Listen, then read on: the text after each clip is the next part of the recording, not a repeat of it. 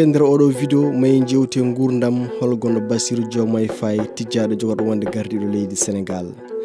Bandiraɓe tedduɓe bisimilla moɗon e dow hello meɗen YouTube Pulaar TV kala gonɗon gonirɗon non kala on calminama kadi bisimilla moɗon mbaɗe abonné mbaɗon partage beele en ɓeydo yaaje onan ɗeɗo golle batteɗe. Hande hono no mbiɗen to gardini to may jewtu holgono Bassirou Diomaye Faye taw ko tijjado jogorɗo ardade leydi Sénégal lomto Macky Sall holi kanko olɗo jibina ha yetti oɗo sa hande mo gonɗen onon kala bisimilla mon.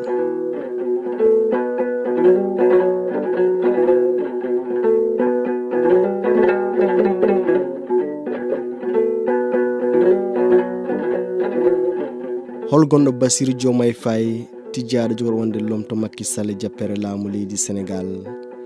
Bassirou Diomaye Faye jibina ko ñande 25 lewru Mboye hitan ujunere e temedde jeenayi capanɗe jeetati o jibina ko to wuro Ndiaga Niaw e nder région Thiès. Caggal jangde makko leslesre Bassirou Diomaye Faye heɓi baccalauréat mum ko hitande ujunnaje ɗiɗi woni 2000. caggal ɗum o jokkoyi jangde makko to duɗal jaaɓi ha tirde 50 job to Dakar lamorgo leydi Sénégal. Ko toon heɓi seedantagal makko heɓi ndaare woni maîtrise e fannu saria. Caggal ɗum o yawti to duɗal gendiwal hono ENA.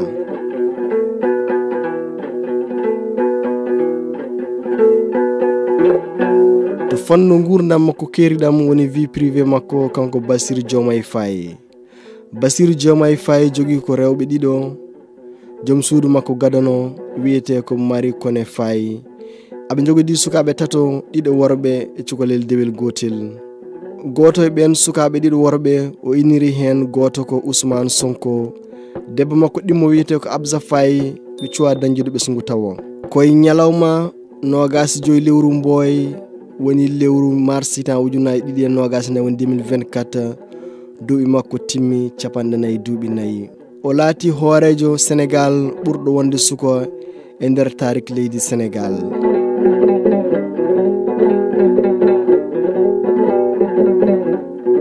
Bassirou Diomaye Faye kanko woni mbir warade lundo laamu leydi Sénégal ndi. Dumbanoɗo e kaso hakke lebbi 11 ɗaccitaɗo tawi lajal woteji ina heddi balɗe 9. Wondude Ousmane Sonko o mbo lomti darde mum e ɗin sumgoji gardigo leydi Sénégal.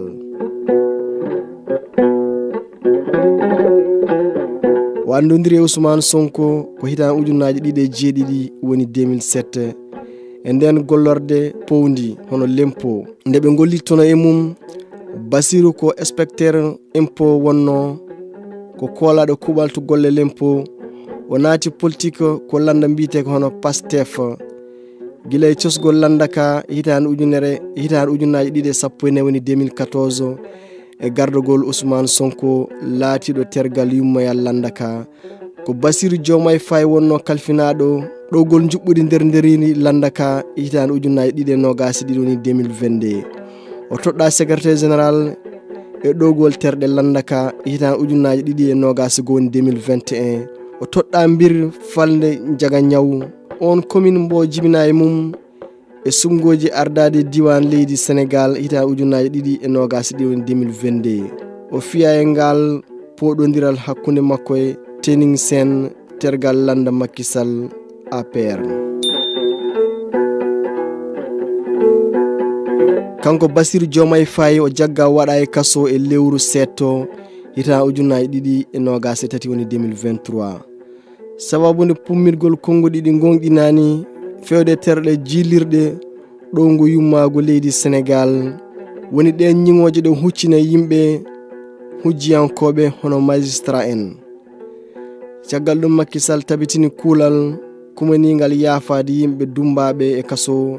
Nden woni hoorejo Macky Sall yaafi kanko e Ousmane Sonko e yimɓe hewɓe woɓɓe.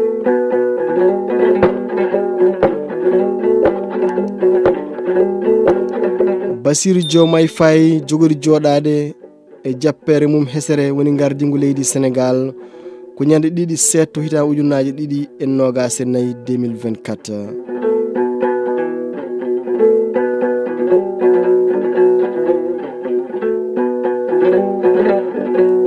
ko ɗum ɗo wonno jubbande seeɗa e gurdam Bassirou Diomaye Faye jogorɗo lomtade Macky Sall e gardigo leydi Sénégal e nder ɗiɗo duuɓi jogorɗe arde. Onon kala on jarama, on ɗaɓɓa kadi ne batton abonné, mbaɗon partagé hono Pulaar TV. Kuɗol Agibou Sow e konngol Mamadou Sow lollirɗo kamale, onon kala on jarama.